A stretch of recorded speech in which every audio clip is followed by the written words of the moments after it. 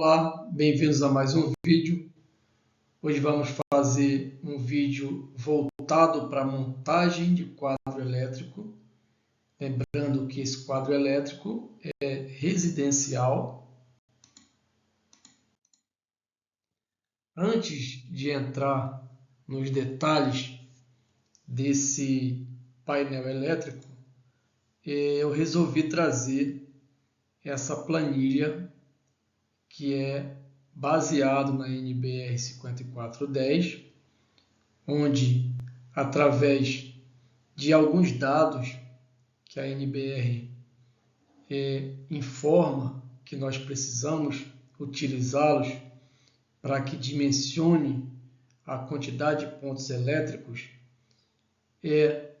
nós daqui vamos pegar alguns dados para seguirmos para a montagem do nosso quadro elétrico e saber também qual que é o tipo de condutor e qual que é o nosso disjuntor geral que vai alimentar o nosso painel elétrico. Nós temos aqui duas colunas, que são as colunas de área em metro quadrado e também o perímetro.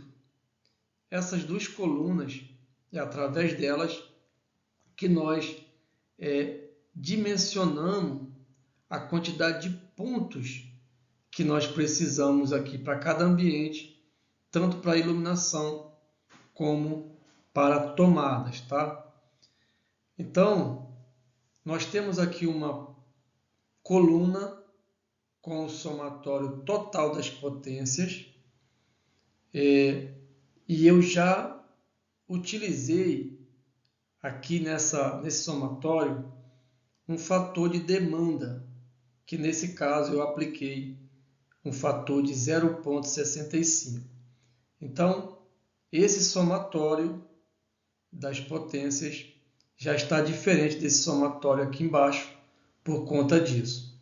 Mesma coisa aconteceu aqui para as nossas tomadas de uso geral. Também já está aplicado o fator de demanda de 0,65.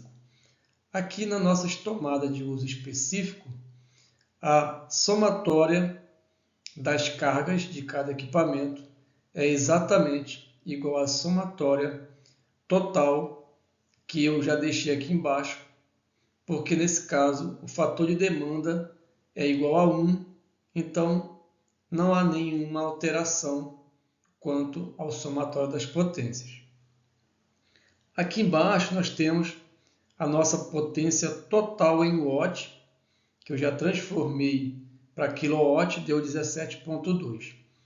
E aqui na potência total em volt-ampere já está diferente, porque já foi calculado, inclusive, o fator de potência. Então, nós pegamos a potência em watt, multiplicamos pelo fator de potência aqui de 0,92 e nós encontramos 18.703 volt-ampere. E aqui, passando para kVA, basta dividir esse número por 1000, encontramos 18,7 kVA. Então, nós já sabemos que esse consumidor ele será atendido a 4 fios, 3 fases e um neutro. A tensão vai ser de 127 a 220 volts. Claro, nós temos o nosso terra, que já sabemos que é comum, então eu nem coloquei aqui na planilha. Aqui nós temos um trecho do Recon da Light aqui no Rio, que no caso ela determina qual é o tipo de carga que nós vamos usar, qual é o tipo de condutor, qual é o disjuntor geral. Então, como na nossa planilha nós já encontramos que o circuito ele é um circuito trifásico, a tensão 220/127 volts, basta aqui procurar a demanda que nós calculamos na nossa planilha. Nós vimos que na nossa planilha a nossa demanda está no intervalo de 15 a 24 kVA, pois nós encontramos 18,7 kVA. Então nós já sabemos nesse caso, que o nosso disjuntor geral vai ser um disjuntor de 63 amperes. E o nosso condutor vai ser um condutor de 16 milímetros quadrados, sendo 3 fases, um neutro e um terra. Aqui na última coluna é um terra de 16 milímetros também, porém, esse terra ele sai da caixinha de inspeção e vai até o medidor para aterramento do nosso condutor neutro, tá?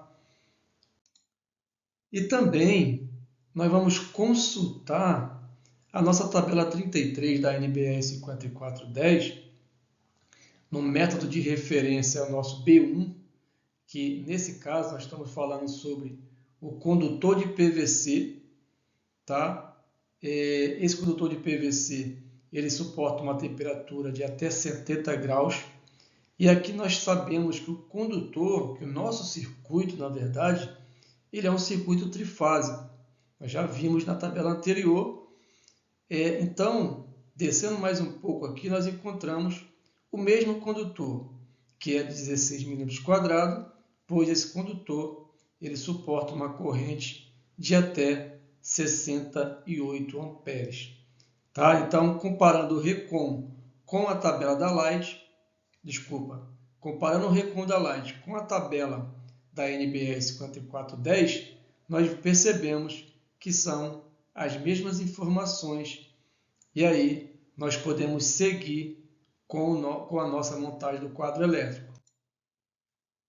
Aqui no nosso painel elétrico, eu já coloquei aqui o condutor de cobre 16 milímetros quadrados, circuito trifásico, tá? RST, mais o nosso neutro. E aqui o nosso disjuntor geral que nós já vimos, que é um disjuntor de 63 amperes. Já também instalamos o nosso DPS classe 2, onde nós já estamos conectando na barra de aterramento. Vejam que nesse painel elétrico, ele não se espelha exatamente como na planilha, pois na planilha tem uma quantidade muito maior de circuitos, e aí, se eu colocasse todos os disjuntores aqui, ia dificultar a nossa visualização. Então, coloquei somente alguns circuitos. Nós temos iluminação, temos circuito de ar-condicionado, temos alguns circuitos de reservas e temos aqui alguns circuitos só como circuito de distribuição, e aí a pessoa coloca da forma que ela entender, da forma que ela for fazer essa distribuição. Uma coisa que eu quis destacar nesse vídeo é que nós temos os nossos DRs que eles estão separados, tá? Como separado? Ele é independente, ou seja, eu saio do meu disjuntor, alimento o meu DR e daqui eu alimento o meu circuito de tomada de uso geral, assim como eu alimento o meu circuito de uso específico. Então, existem casos, inclusive eu já fiz vídeos mostrando isso, onde eu coloco um disjuntor geral em paralelo com um DR e esse DR ele alimenta 100% do painel. Porém, caso haja alguma fuga de corrente em qualquer circuito, o meu DR geral vai desarmar e eu vou ficar com todo o painel desenergizado. Nesse caso aqui, nós temos uma alimentação independente por circuito. Então, caso esse disjuntor, caso esse DR detecte alguma fuga de corrente, por exemplo, ele vai desarmar somente esse circuito. Eu vou tratar exatamente somente esse circuito para identificar o problema, resolver o problema e o restante do meu quadro elétrico vai estar funcionando normalmente. Era isso por hoje, pessoal. Espero que vocês tenham gostado. Se ficou alguma dúvida, deixe nos comentários e até a próxima.